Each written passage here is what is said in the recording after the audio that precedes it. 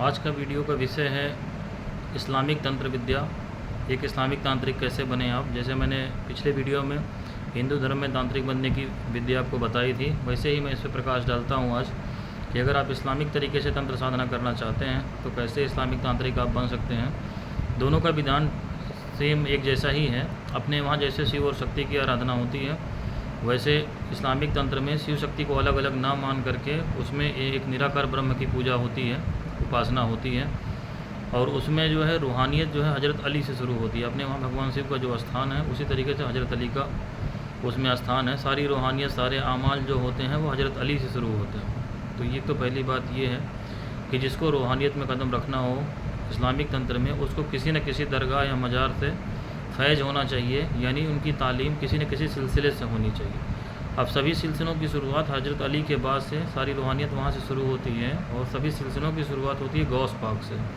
हज़रत शेख अब्दुल कादिर जिलानी, जिनकी दरगाह बगदाद में मौजूद है, वो सभी वलियों के सरदार कहे जाते हैं। दुनिया में जितने भी वली हैं उनके सरदार उनको कहा जाता है, क्योंकि कादरी सिलसिला है उनका, और वहीं से इसकी शुरुआत होती है। कादरी सिलसिले के बाद से फिर निजामिया सिलसिला है, चिश्तिया सिलसिला है, सोहरावर्दी है, और अनेक सिलसिले इस तरीके से, नक्शबंदी है, आपके साजली हैं, अलग अलग बाद में होते रहे, लेकिन सबकी जो जड़ है वो कादरी सिलसिला ही है, जिसका शुरुआत वहीं से हुआ है। तो एक तो उस तरीके से किसी सिलसिले से आप जुड़ेंगे तो वहाँ तक आपकी पहुँच होनी चाहिए, यानी कोई गुरु जिसने किसी भी मज़ार से जुड़ करके किसी सिलसिले में साधना करी हो, आपका गुरु होना चाहिए। इस्लाम की साधना आप किसी भी मदरसे में पढ़े हुए मौलाना के ज़रिए नहीं कर सकते हैं, इसमें किसी भी मज़ार से फैज़ होना ज़रूरी है। तो ये पहली आपकी प्राथमिकता हो गई। दूसरी प्राथमिकता ये है कि अपने वहाँ जैसे हिंदू धर्म में मंत्रों की पुरस्चरण किए जाते हैं, वैसे इस्लामिक साधनाओं में ज़कात अदा की जाती है, उनके अमाल होते हैं। जादू जिन्नात के मामले में दो सबसे प्रमुख अमाल है, सूरह फलक और सूरह नास। ये कुरान की आखिरी सूरतें हैं दोनों, जो जादू के लिए ही नाजिल हुई थी। नाजिल हुए मतलब उत्पन्न हुई थी। जो इस्लाम के पैगंबर मोहम्मद साहब थे उनके ऊपर जादू हो गया था।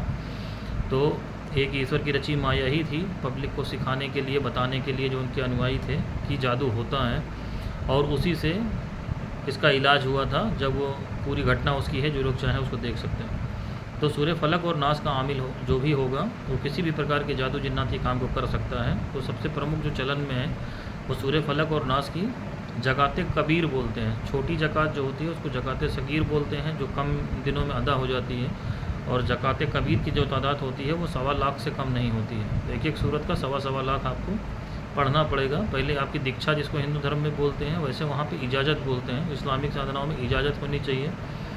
किसी दरगाह से कोई बुज़ुर्ग हों जो अभी हयात हों, मतलब ज़िंदा हों, जिन्होंने खुद ये साधना कर रखी हो, वो आपको इजाज़त देंगे, यानी दीक्षा देंगे। उसके बाद इसका अमल आप 40 दिन में कर सकते हैं। 40 दिन का चिल्ला होता है, और चिल्ले की शर्त वही है, परहेज़, तर्क हैवानात, परहेज़ जलाली जमाली बोलते हैं। जैसे अपने वहाँ बोलते हैं कि सात्विक नियम से रहना है, वैसे इसमें होता है। जलाली परहेज़ में आता है कि मीट, मछली, मुर्गा, अंडा ये सब नहीं खाना है, कच्चा लहसुन प्याज। और जमाली परहेज़ में होता है कि जानवर से कोई चीज़ ना आती, यानी दूध से बनी कोई चीज़ आप नहीं खा सकते हैं। और ऐसा कोई फल खा सकते हैं जिसमें छिलका मतलब होना चाहिए, छिलका छिलके ही खा सकते हैं। ऐसा नहीं खा सकते कि आप डायरेक्ट उसको खाएँ। जैसे अंगूर आप नहीं खा सकते, उसमें मक्खी बैठ सकती है, तो जानवर का उसमें कुछ हो सकता है। तो इस तरीके से इसके परहेज होते हैं मुकम्मल। और इसमें भी वही नियम है हिंदू धर्म के तरीके से कि आपको एकांत में रहना ज़रूरी है। जो अमल किए जाएंगे वो आपको एक फ़िक्स वक्त उसका मुकर्रर होता है। जैसे रात में आपको करना है तो ईशा की नमाज़ के बाद आपको करना है, और 5 वक्त का नमाज इसमें पढ़ना ही पढ़ना। जब तक आप साधना करेंगे 5 वक्त का नमाज ही होना ज़रूरी है।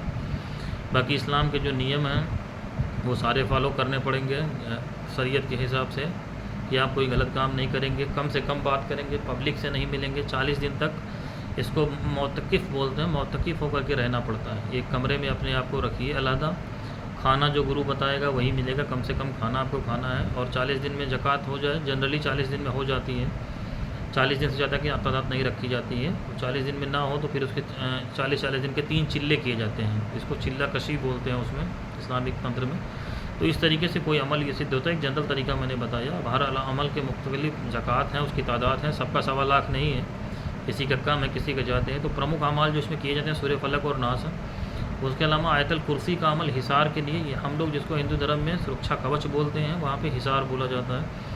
तो इसमें आयतल कुर्सी का अमल प्रमुख है। आयतल कुर्सी से बड़ा कोई हिसार नहीं है, क्योंकि वो कुरान की सबसे बड़ी आयतों की सरदार बोली जाती है, वो सबसे बड़ी आयत है, और उसमें जो है आयतल कुर्सी का अमल कराया जाता है। उसकी ज़कात अगर आपने अदा कर ली, ज़कात कबीर, तो आपका हिसार का अमल हो जाता है। बाकी और छोटे छोटे बहुत सारे हिसार हैं।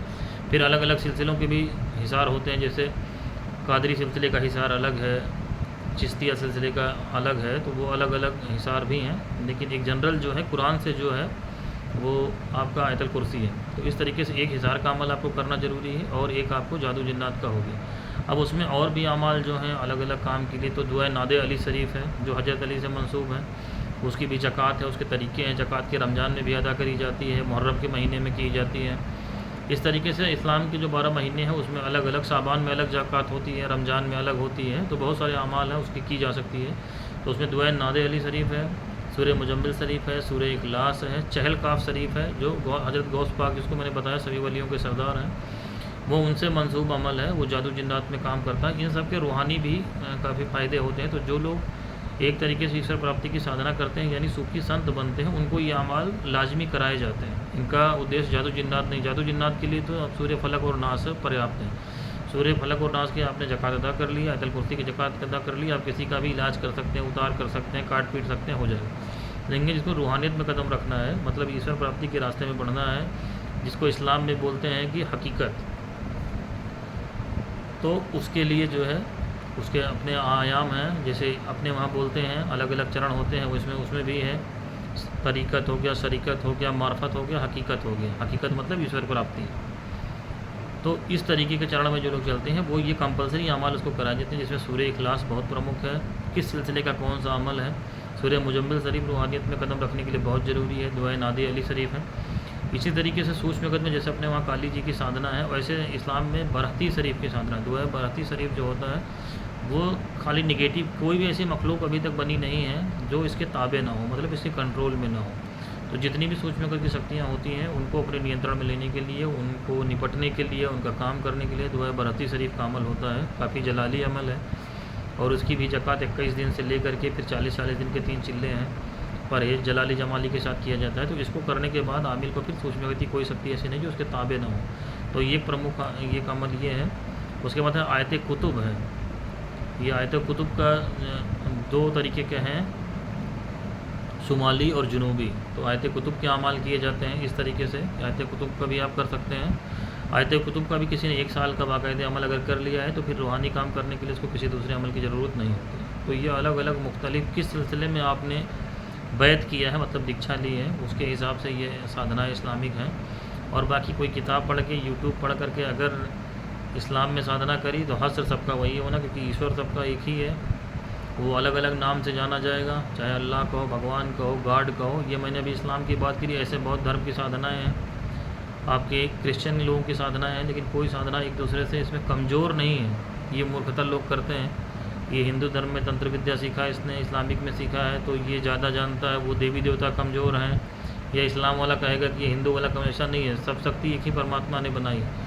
जिसकी रियाजत यानी साधना जितनी होगी वही भारी होगा। अब किसी ने इस्लाम में मान लीजिए कि 24 लाख किसी मंत्र का जप कर रखा है, वो हिंदू धर्म का हो 1.25 लाख किए हो तो वो उसके ऊपर भारी होगा। या हिंदू धर्म वाला 24 लाख किए हो, वो 1.25 लाख किए तो उसके ऊपर भारी होगा, क्योंकि शक्ति सब एक ही परमात्मा की है।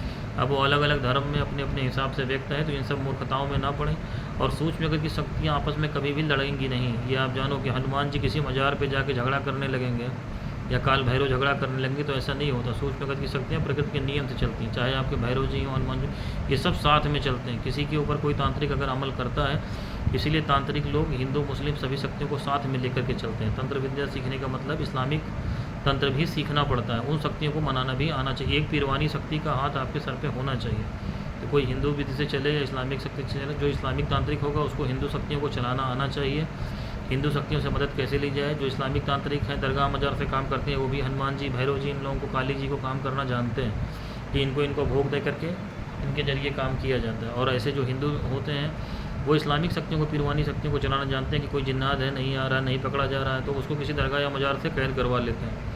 वो ज़रूरी है लाजमी, क्योंकि आप पकड़ोगे तो रखोगे कहाँ, सबको हैकले सुलेमानी में नहीं भेज सकते हैं ना। वो बुज़ुर्गों की अपनी व्यवस्था होती है, किस जिन्नात को या किसी भी मखलूक को आपने पकड़ा तो उनके हवाले कर दिया। उसके कुछ स्पेशलाइज सेंटर भी हैं, दरगाह जैसे कि चौसा शरीफ है उसी के लिए मशहूर है, और भी हैं, कलिहर शरीफ है, इस तरीके की दरगाह हैं हिंदुस्तान के और हिंदुस्तान के बाहर भी। तो ये एक प्रॉपर तरीका है कि जिसको इस्लामिक तंत्र में कदम रखना हो वो किसी सिलसिले में बैत हो और किसी ऐसे गुरु को पकड़े जिसने खुद से ये साधनाएं कर रखी हों, और कोई ज़कात अदा करे, कोशिश करके सूर्य फलक नास और आयतल कुर्सी की तो लाजिमी ज़कात अदा करे। और बाकी चीज़ें रूहानियत के हिसाब से हैं कि वो खाली जादू जिन्नात का आमिल बनना चाहता है, यानी तांत्रिक बनना चाहता है, अपनी आजीविका चलाना चाहता है, तब तो ये 3 चीज़ें उसके लिए पर्याप्त हैं। और अगर वो फिर रूहानियत में कदम रखना चाहता है, यानी ईश्वर प्राप्ति की दिशा में आगे जाना चाहता है, तो फिर वो फ़कीरी लाइन में अगर जाना चाहता है तो फिर उसके लिए बाकी अमाल जो मैंने बताया वो उसी अपने सिलसिले के हिसाब से उसमें करे। बाकी अमाल तो बहुत सारे हैं। इसी तरीके से नक्श का भी है, जिसको हिंदू धर्म में जो है यंत्र बोलते हैं, उससे इस्लामिक में उसको नक्श बोलते हैं। तो नक्श की भी ज़कात अदा करी जाती है। ज़कात अदा करने से मतलब उसकी सिद्धि होती है। नक्श की चाल होती है भरने की, जैसे 15 का नक्श है तो उसमें किस तरीके से भरा जाएगा उसकी चाल होती है, उस चाल से ही उस नक्श को भरा जाता है और फिर उसको मछलियों को खिलाया जाता है। उसका तरीका होता है हर नक्श का अलग अलग, कि 40 दिन तक आप मछलियों को खिलाएंगे इतनी तादाद में नक्श लिख करके, तो वो नक्श जो है सिद्ध हो जाता है। सबसे ज़्यादा 15 का नक्श इसमें किया जाता है, तो वो एक अलग विद्या है, लेकिन वो काम करता है। अगर कोई बहुत हैवी मामला आपका नहीं है तो नक्श से ज़रूर से काम होते हैं। हुब के अमल कर रहे हैं, विद्वेषण मतलब करना है, या हुब माने वशीकरण का अमल होता है, अदावत मतलब विद्वेषण होता है। इस तरीके के अमाल जो है नक्श के ज़रिए किए जाते हैं। तो ये एक जनरल जानकारी मैंने आपको इस्लामिक तंत्र के विषय में दी। बाकी किसी विशेष जानकारी के लिए हमारे चैनल के दिए हुए नंबर पर आप संपर्क कर सकते हैं।